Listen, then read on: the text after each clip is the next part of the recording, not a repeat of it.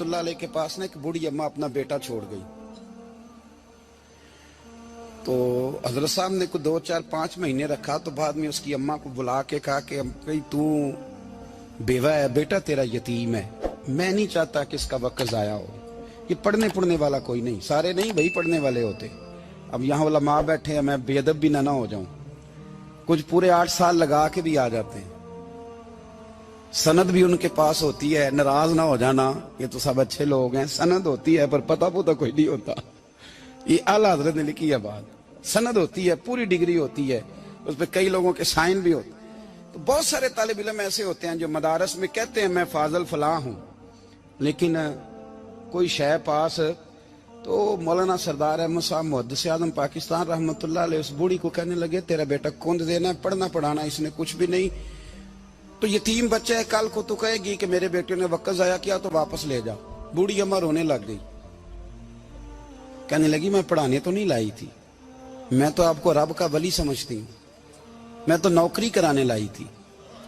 نوکری. حضرت انس بن مالک کہتے ہیں میری اماں بھی حضور کی بارگاہ میں دے گئی تھی. حضور کی بارگاہ میں یہ نہیں کہا تھا کہ یا رسول اللہ پڑھا دیں, ہاں میں ذمہ داری سے بات کر رہا ہوں. یہ نہیں کہا تھا حضور مجاہد بنا دیں. یہ تھوڑی کہا تھا کہ یا رسول اللہ صلی اللہ تعالی علیہ وسلم سے مفسر, محدث, محقق, مفتی بنا دیں. حضرت انس کی اماں کہہ گئی تھی سونیا جب تک یہ رہے گا نا آپ کی نوکری کرے گا, یہ گھر کے کام کاج کرے گا, ڈیوٹی کرے گا. حضور یہ آپ کی نوکری کرے گا. تو میرے محبوب نے پھر دعا کر دی, اللہ اسے برکت عطا فرما.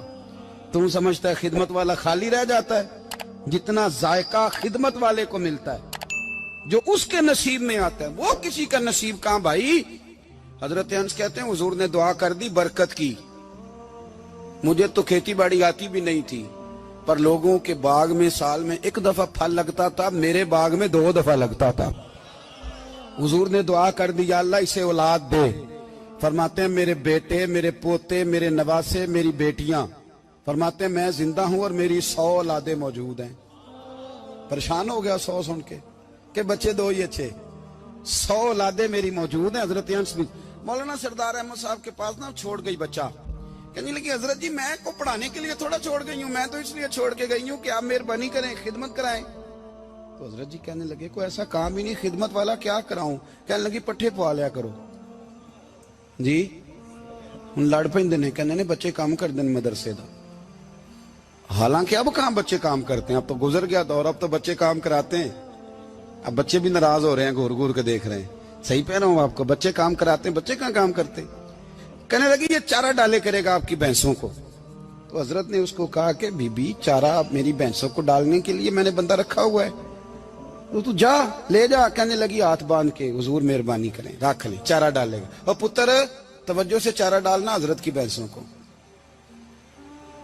رونے لگی. حضرت نے رکھ لیا, مہینے کا خرچہ بھی دیتے. شام کو نا وہ سارا دن کام کرتا, شام کو آ کے پیروں میں بھی بیٹھ جاتا. حضرت جی لائیں تیل تھوڑا سا, پیر نہ دبا دوں. 8 سال ساتھ والے پڑھتے رہے, یہ بیچارہ نوکری کرتا رہا. میرا روپ بھی نہیں تے میرا رنگ بھی نہیں, اور مینو یار منان دا ٹنگ بھی نہیں. کبھی کبھی نا حضرت بلال حبشی فارغ ہوتے نا تو نبی پاک کی بارگاہ میں عرض کرتے حضور کوئی کام تو نہیں, سارے ہو گئے, حضور جاؤں ذرا.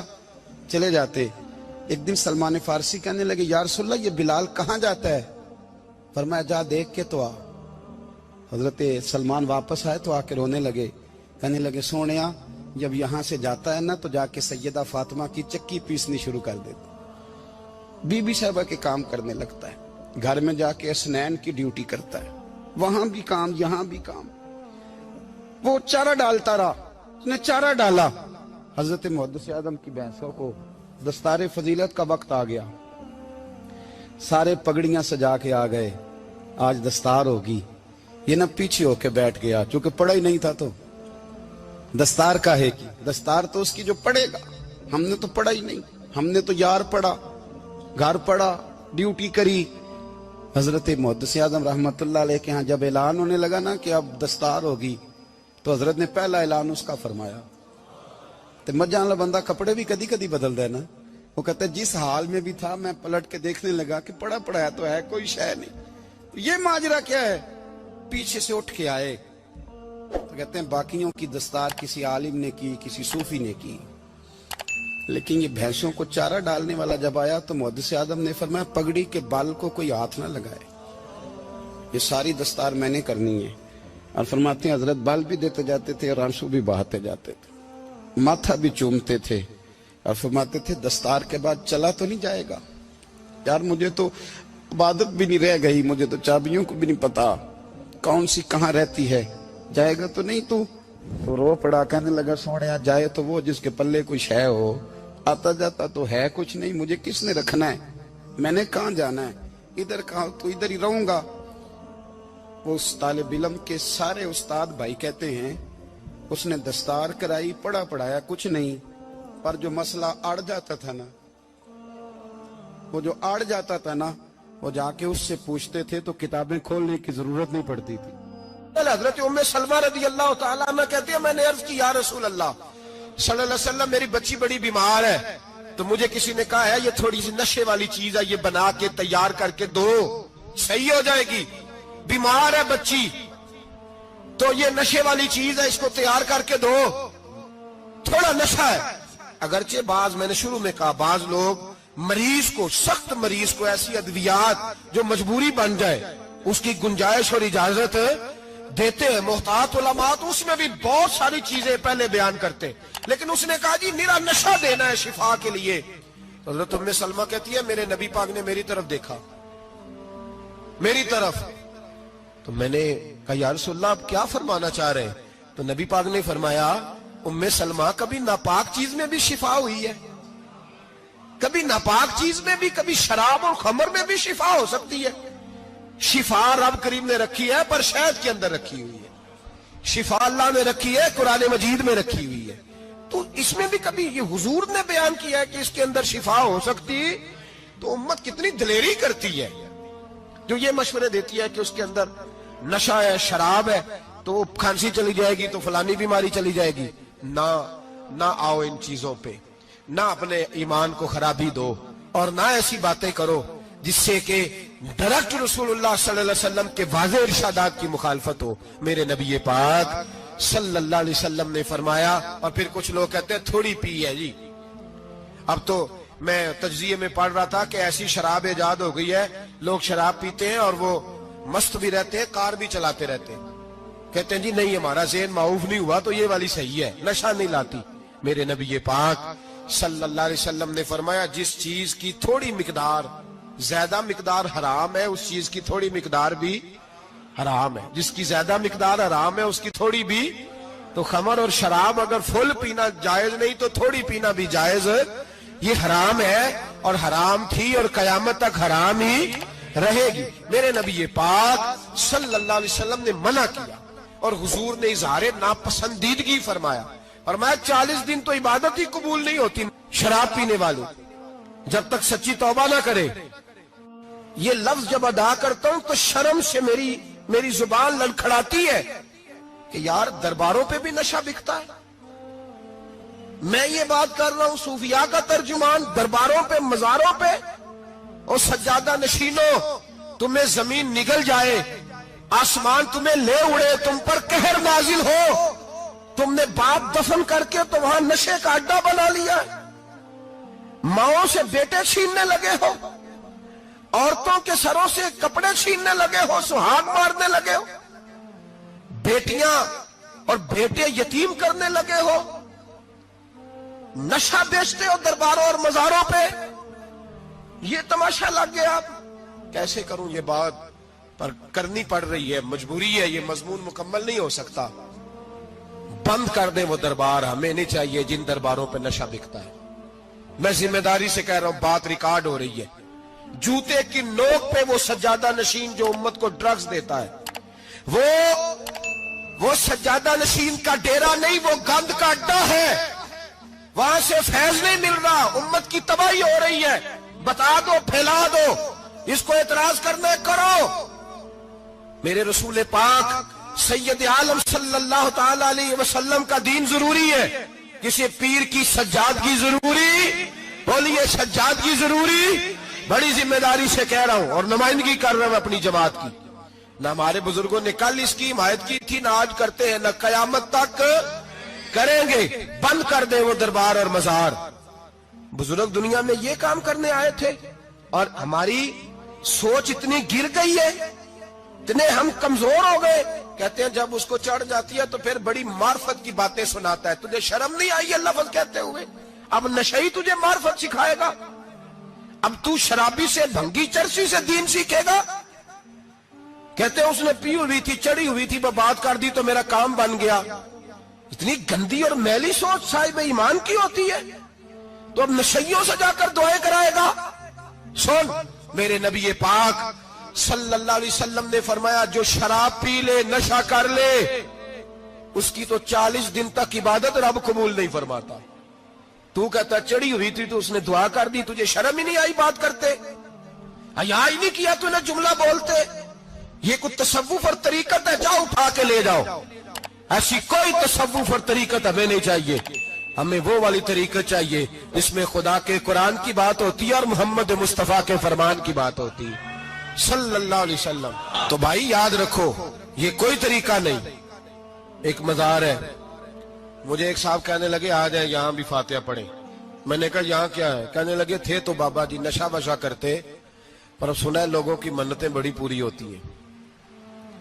مجھے جذبات بڑے کم آتے ہیں۔ میں نے اس آدمی کو گریبان سے پکڑ لی، میں کہ ادھر ہٹ، وہ تو نشہ کرتا تھا اور تو جاتا تھا، تیری یہ کیسے طاقت ہوئی؟ تو نے مجھے مشورہ دے دیا ہے، تو ہمیں کمزور سمجھتا ہے؟ ہم کمزور ایمان کے لوگ ہیں، اور میں یہاں تجھے کہوں گا نہیں نہیں میں یہاں نہیں جاتا، میں وہاں جاتا ہوں۔ بالکل کوئی لگی لپٹی بات نہیں، کھری بات۔ تصوف وہ، دربار وہ جہاں قرآن پڑھا جائے اور رسول اللہ کی حدیث سکھائی جائے، باقی کوئی مطلب نہیں کسی قسم کا۔ میں داتا صاحب کبھی جاؤں نا جلسہ کرنے کسی کام سے، کسی تقریب میں، تو میں داتا صاحب کے مزار پہ نہیں جاتا۔ میں کہتا ہوں یار یہ یرانہ نہیں کہ بندہ کسی کام آیا تھا تو فاتحہ پڑھ لی، واپس چلو۔ گکھڑ سے سپیشل آئیں گے داتا صاحب کے مزار پہ حاضری دیں، اور میرے سنگی گواہ ہیں کہ میں سپیشل ٹائم نکال کے بہت سارے کام چھوڑ کے سپیشل جاتا ہوں، اور میں مراد ماننے نہیں جاتا، میں داتا صاحب کا شکریہ ادا کر دے جاتا ہوں۔ میں ان سے کہتا ہوں حضور آپ کی مہربانی، آپ یہاں آئے تو ہمارے بڑے بھی رسول اللہ کے غلام بن گئے۔ میں تو سلام عقیدت پیش کرنے جاتا ہوں، ہم مزارات پر جانے کے قائل نہیں، بلکہ ہماری تو عقیدت کا درجہ ہی مکمل نہیں ہوتا جب تک ہم مزار پہ سلام نہ کریں۔ پر مزار داتا صاحب کا، مزار خواجہ معین الدین اجمیری کا، مزار غوث اعظم جیلانی کا، مزار محدث اعظم مولانا سردار احمد کا، مزار اولیاء کا، مزار میاں شیر محمد شرک پوری کا، مزار رب کریم کے بندوں کا۔ بھنگیوں چرسیوں کے مزار نہیں ہوتے، اور نام ان مزارات کے قائل ہیں، بالکل قائل نہیں ہم۔ میں تھوڑے دن پہلے لاہور گیا تھا، تو میں کار میں میاں صاحب میاں شیر محمد شرک پوری کا ذکر کر رہا تھا۔ میں اپنے دوستوں سے کہہ رہا تھا یار بہت بڑا بابا ہوا ہے، تو مجھے کہنے لگی کرامت کیا ہے؟ میں نے کرامت یہ ہے کہ ساری زندگی سنت کا درس دیا ہے۔ تو مجھے کہنے لگے آپ کبھی گئے نہیں؟ میں نے کہا میں اسپیشل گیا تھا، اور تھوڑے دنوں کے بعد پروگرام بناؤں گا تو میں ساتھ لے کے جاؤں گا۔ ہم مزارات کے قائل ہیں، حاضریاں دیں گے مزاروں پہ، لیکن بھنگیوں چرسیوں کے مزاروں پر جانے کے قائل ہیں، زور سے بولے، یہاں جانے کے قائل ہیں، کوئی عقیدہ نہیں ہے ہمارا۔ نشہ بکے گا اب مزاروں پہ، اب یہ تصوف ہوگا وہاں، یہ طریقت ہوگی۔ اور ملت پر رحم کھاؤ خدا را۔ اگر تمہارے قومی ادارے کہتے ہیں رپورٹ کرنے والے کہ 70 لاکھ پاکستانی نشہ کرتا ہے، تو کیا تمہیں یہ نہیں پتا کہ نشہ بیچتا کون ہے؟ کیا تمہیں یہ نہیں پتا کہ ڈرگز کا کاروبار کون کرتا ہے؟ اگر تمہیں یہ پتا ہے تو کیا یہ خبر نہیں تمہیں کہ ان رگوں پر یہ خون اتارتا کون ہے؟ میں اپنے بزرگوں سے معذرت کے ساتھ، نشے کا آغاز، ناراض تو نہیں ہو جائیں گے بزرگ، نوجوانوں کو میں لتاڑ لیتا ہوں لیکن بزرگوں کی عزت کرنا سنت ہے، تو میں بزرگوں سے معذرت کے ساتھ یہ یوں سمجھ لیے خوگرے حمد سے تھوڑا سا گلا بھی سن لے۔ نشہ سگریٹ سے شروع ہوتا ہے، سگریٹ سے۔ میں تمباکو کو حرام نہیں کہتا، یہ فتویٰ نہیں دے رہا۔ تمباکو کا حکم وہی ہے جو مولی کا ہے، جو کچے پیاز اور لہسن کا ہے، کہ آپ جب کھا لیتے ہیں تو منہ سے بدبو آتی ہے، تو آپ مسجد میں آئیں تو آنے سے پہلے مسواک کریں، منہ صاف کریں، پھر آپ آ جائیں۔ تو جائز ہے، مکروہ ہے لیکن حرام۔ لیکن تمباکو سے آگے جب حالات بڑھتے ہیں، تجزیہ نگاروں نے لکھا ہے کہ ہمارے پنجاب کے کچھ علاقوں میں اب سگریٹ سے نکال کے نا، پہلے بھی بھرتے تھے لوگ اس میں بڑا کچھ، اب پتہ ہے کہ نیا نشہ ایجاد کیا ہے، اب اس کے اندر چرس بھی بھرتے ہیں اور چھپکلی کو مار کے سکھا کے خشک کر کے اس کو پیس کے وہ ساتھ نشے کے ملاتے ہیں، اور اس کا حال یہ ہوتا ہے کہ آدمی کو زیادہ نشہ ہوتا ہے، اور کہتے ہیں وہ اتنا گند ہے کہ وہ آدمی کسی کو دانت بھی لگائے گا تو وہ بندہ بھی بیمار ہو جائے گا۔ کیا یہاں لوگ اسپرٹ نہیں پیتے آپ کے ملک میں؟ اور ہم کبھی سڑک پہ جاتے ہیں تو نشئی کو دیکھ کے مذاق کرتے ہیں، دیکھنا میں ہارن لگاؤں گا تو گاڑی کے ہارن سے گر جائے گا، لیکن تجھے پتا نہیں کہ یہ کسی ماں کا بیٹا ہے، پتا نہیں کسی بیوی کا شوہر ہے۔ ایک ہمارے دوست ہیں، بزرگ ہیں، ان کا داماد فوت ہو گیا، نشہ کرتا تھا، تو میں تعزیت کرنے ان کے گھر پہنچا تو کھڑے ہو گئے ہاتھ باندھ کے، کہنے لگے حضرت صاحب باقی ساریاں گلاں چھڑ دیو، صرف نشے تے تقریر کریا کرو۔ وہ جب جیتا تھا تو تب بھی اس کے بچے یتیم ہی تھے، یتیم ہی تھے۔ میری بیٹی جب میرے گھر آتی تھی اور میں اپنے پوتوں کے اتنے کپڑے اسے پہننے کو دیتا تھا تو میرا کلیجہ پھٹتا تھا، اور میری بیٹی اس کی زندگی میں بھی بیوہ کی زندگی گزار رہی تھی، وہ میری بہوؤں کے اترے ہوئے کپڑے پہنتی تھی، کوئی دعا کرو، کوئی جلسے کرو، یہ لت ختم ہو جائے۔ اور کہنے لگا اب میرے وہ چلا تو گیا ہے، دادا دادی اس کے پہلے کوئی نہیں، چچا ہے کوئی نہیں، جب تک تو میں زندہ ہوں ان نواسوں کو کوئی روٹی کا لقمہ، کوئی کپڑا مل جائے گا، لیکن سوچتا ہوں میں بوڑھا ہوں، مر گیا تو ان کو کوئی پوچھے گا بھی نہیں، کون ان کی خبر۔ اتنا ظلم اس قوم سے، اتنی زیادتی، اور آرام سے لکھ کر لوگ گزر گئے کہ یہ 70 لاکھ ہے، ان کا درد تو سمجھو، تکلیف تو سمجھو۔ 7 فٹ کا سونا جوان اور نشے کا عادی ہے تو کسی نالی میں پڑا ہوا ہے۔ اور میں نے کہا اس قوم کے ساتھ اس سے بڑا بھیانک مذاق کیا ہوگا؟ کوئی دانشور تھا بڑا ظالم، اس ظالم سے کوئی مشورہ لینے آیا، اس نے آ کے کہا تو بڑا ظالم ہے، بڑے کڑوے مشورے دیتا ہے، میرا ایک دشمن ہے، میں اس سے بدلہ لینا چاہتا ہوں، میرا دل کرتا ہے اس کا بچہ قتل کر دوں تاکہ وہ تڑپے۔ تو ظالم نے کہا اسے قتل نہ کر، وہ تو اس کا باپ 2-4 مہینے رو کے چپ کر جائے گا، پھر میں سخت سزا دینا چاہتا ہوں، مشورہ دے۔ تو اس نے کہا اس کے بچے کو نشے پہ لگا دے، جس کا بچہ نشہ کرے گا وہ باپ روز مرے گا، روز جیے گا، وہ ماں روز مرے جیے گی، نشے پہ لگا دے۔ اس قوم کے ساتھ سب سے بڑا ظلم یہ ہوا کہ ملت کا جوان نشے پہ لگ گیا، ڈرگز پہ لگ گیا، اتنے تباہ حالات ہوئے کہ جوان چڑھتی جوانیاں، اماں نے کتاب دے کے بھیجا تھا، اور کالج سے واپس آئے تو نشے کے ٹیکے ہاتھوں میں پکڑے ہوئے، ٹیکے۔ اور آپ کے اس ملک کے اسلام آباد میں ایک دن میڈیا نے وہ خبر بھی وائرل کی اور وہ چیز بھی دکھائی لوگوں کو، 3 مہینے کا بچہ لے کے نشئی سڑک پہ آ گیا، اس نے کہا میرا نشہ ختم ہو گیا، میرا بچہ خرید لو، 2 پڑیاں دے دو۔ تو وہاں بیبیاں جو سن رہی تھی وہ بھی چیخے مار کے رو رہی تھی۔ یہ ظلم کیا اس قوم کے ساتھ، اور کرپشن کی لعنت نے اجازت دی سپلائی کرنے والوں کو کہ گلی گلی بیچے، گلی گلی۔